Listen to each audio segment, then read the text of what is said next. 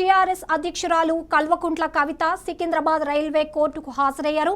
నాంపల్లిలోని Manoranjan complex లో గల Secunderabad second judicial magistrate of first class కోర్టుకు వచ్చారు. బీసీలకు 42% రిజర్వేషన్లు కల్పించాలన్న డిమాండ్తో కవిత ఆధ్వర్యంలో కొంతకాలం క్రితం కామారెడ్డిలో రైల్ రోకో నిర్వహించారు. రైళ్ల రాకపోకలకు ఇబ్బంది కలిగించారని రైల్వే ఏఎస్ఐ రవీంద్రబాబు చేసిన ఫిర్యాదుతో కేసు నమోదైంది. దేవగిరి ఎక్స్ప్రెస్ తో పాటు గూడ్స్ రైలును నిలిపేందుకు కవితతో పాటు 12 మందికి సికింద్రాబాద్ రైల్వే కోర్టు సమన్లు జారీ చేసింది.